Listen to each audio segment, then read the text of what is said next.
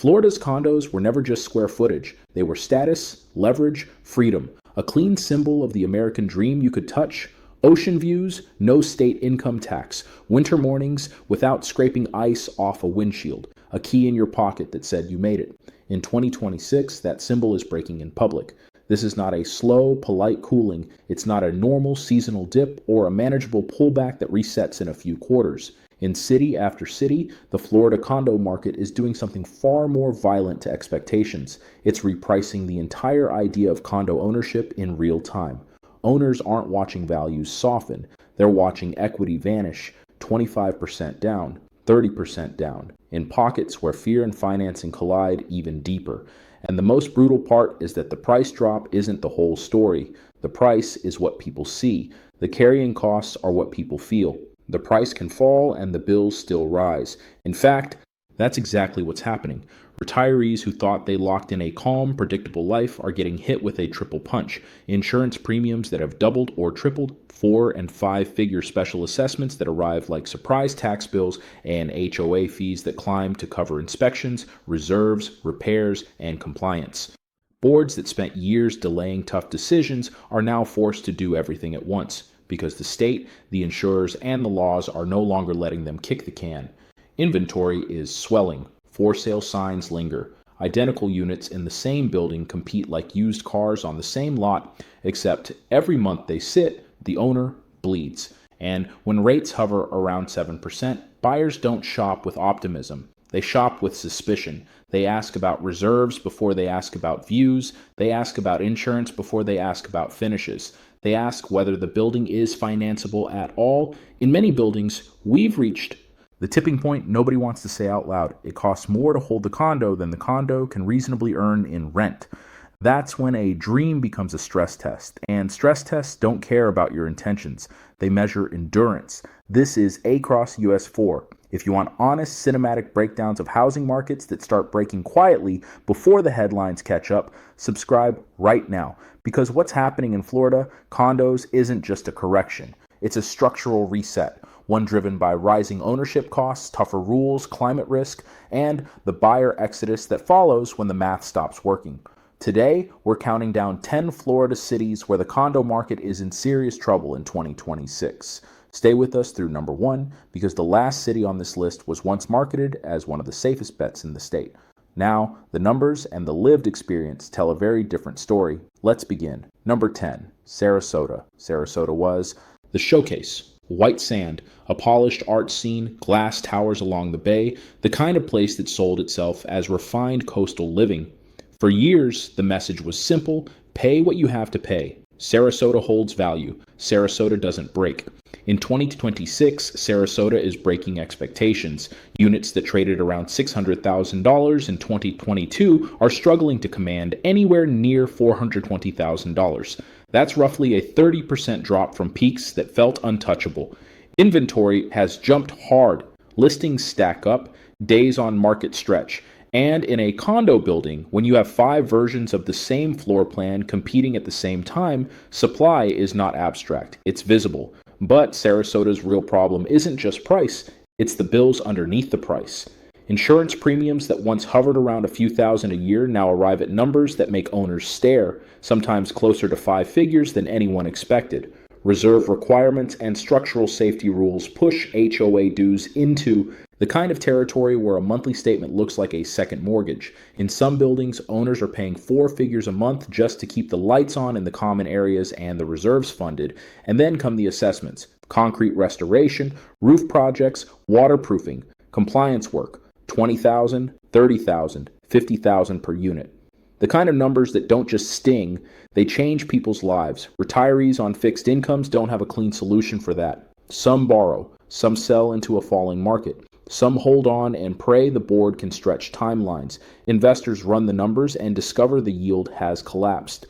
What used to pencil out as a solid return now looks like a slow bleed once insurance, HOA fees, vacancies, and taxes are real, not theoretical.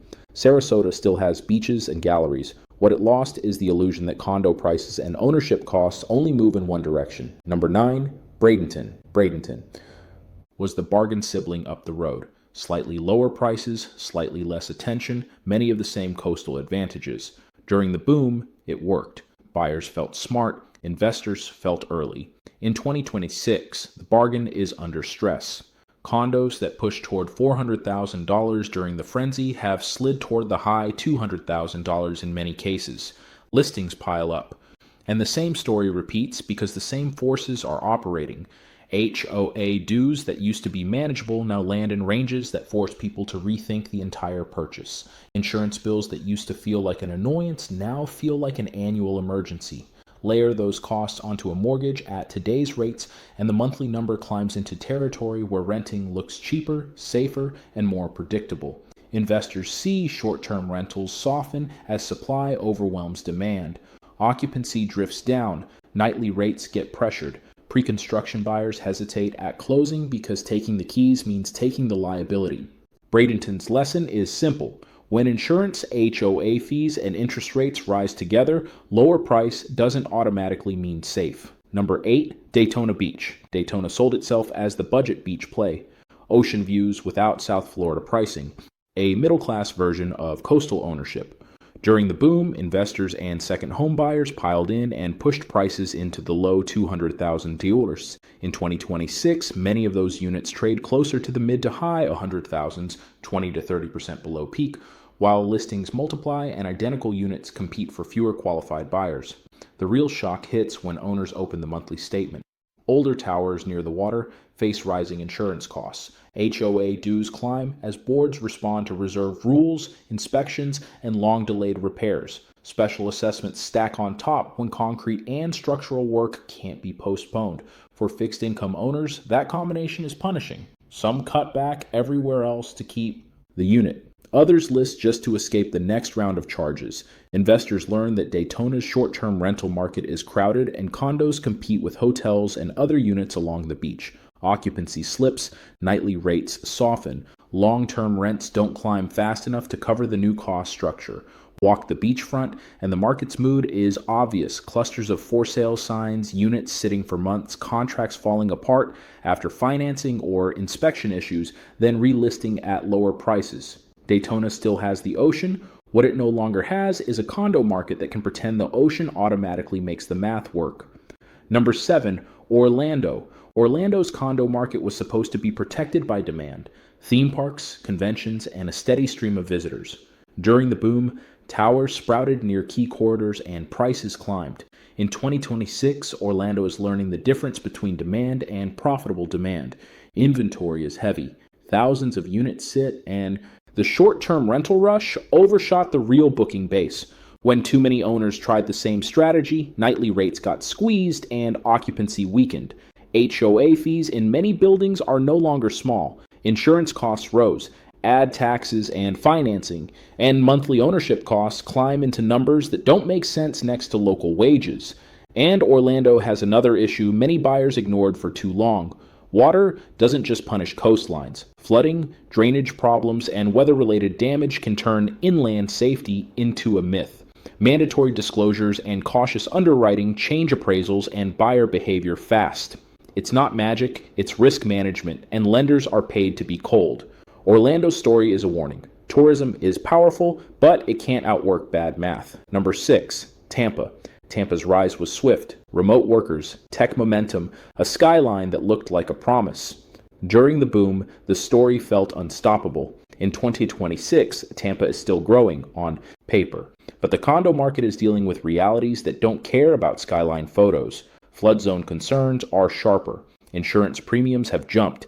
HOA boards face mandatory retrofits and reserve demands. In prime districts, units that sold near the top now chase buyers who have more leverage and more doubts.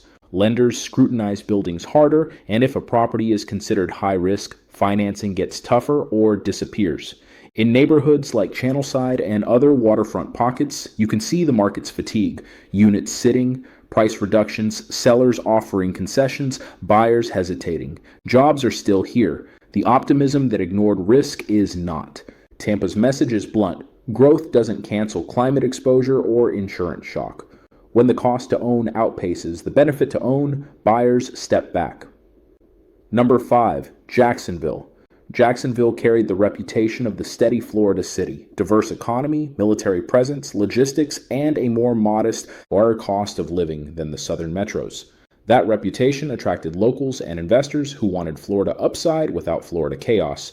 In 2026, Jacksonville is discovering that steady is not the same as immune. Prices are down from peak levels. Inventory is up. But the deeper problem is the same. Monthly ownership costs push above what comparable rents justify. HOA dues plus insurance plus today's rates create a payment that local incomes struggle to support. And in parts of Jacksonville, coastal and river dynamics are changing the conversation. Flood risk perception matters because perception becomes underwriting.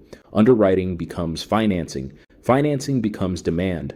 The market doesn't need a disaster to tighten, just the expectation of one, and the rising cost to insure against it. Buyers ask different questions now: reserves, inspections, insurance, lender eligibility. The dream questions, views, lifestyle, vibes, come second. Number 4, West Palm.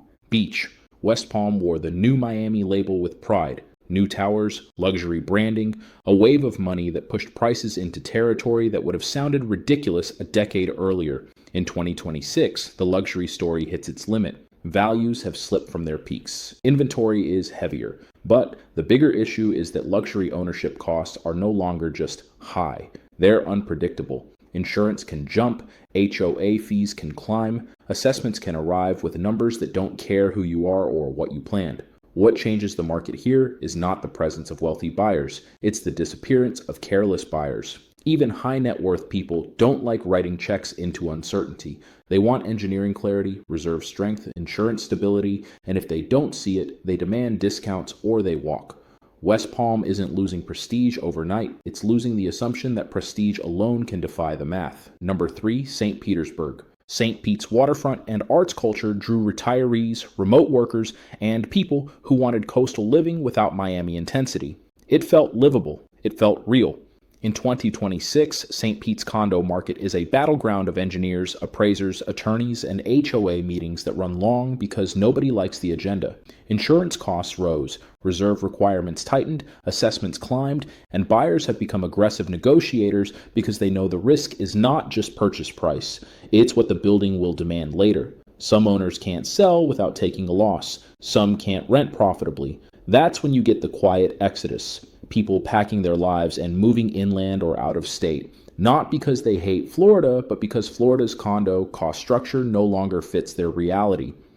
Number 2, Naples. Naples still looks like a postcard. That's part of what makes it dangerous. Beauty can distract from numbers, and numbers are all that matter when risk rises. In 2026, Naples condos face a harsh equation: higher insurance, higher compliance costs, higher HOA fees, and buyers who are no longer willing to pay premium prices unless the building is built, maintained, and documented like a fortress. In some waterfront pockets, values have slid meaningfully from peaks. Certain buildings feel stuck because lenders won't touch them, or buyers demand cash-only pricing. Sellers who need to exit accept painful losses because the alternative is holding a unit with rising fees and future assessments. Naples is teaching a powerful lesson. Luxury isn't marble and sunsets. Luxury is stability. It's paperwork. It's reserves. It's insurance that actually exists. Number 1, Key West. Key West is the final act because it turns the entire condo conversation into a single word: survivability. When an area faces repeated storm stress, rising tide pressure, and insurance retreat, it stops behaving like a normal market. Buyers don't just compare prices. They calculate escape routes, they calculate downtime, they calculate whether basic services hold up under strain, they calculate whether the property is insurable, financeable, and realistically maintainable. In places like Key West, the psychology shifts from what a view to what happens next. Listings sit, buyers wait, sellers get desperate, and the people who already own are forced to decide whether they're holding an asset or holding exposure. Key West isn't just expensive, it's unforgiving. It shows what happens when water becomes an economic force that outmuscles lifestyle marketing. Now, step back and look at the pattern across this entire list. Florida's condo crisis isn't a random series of isolated failures. It's one system unraveling in multiple locations at once. 3 forces keep showing up. First, climate acceleration. not as a political argument, as an insurance argument, as a lender argument, as a cost. Argument. Whether someone believes in it emotionally doesn't matter. The market believes in it financially because storms, flooding, and risk models move money. Second, insurance breakdown. Policies get more expensive, harder to obtain, and full of restrictions. Some owners don't just see higher premiums, they face non-renewals. And once insurance becomes uncertain, financing becomes uncertain. When financing becomes uncertain, demand shrinks. When demand shrinks, prices fall. Third, oversaturated supply and strained affordability. The boom years produced a pipeline of new units and an investor strategies built on assumptions that no longer hold. Remote workers who once paid the sunshine premium rethink the trade when rates rise and insurance surges. Investors who relied on short-term rentals discover that crowded markets squeeze returns. Local wages can't carry the new ownership costs. That's when condos stop being aspirational for locals and start being unfinanceable for outsiders. This is why Florida's condo market is not just correcting.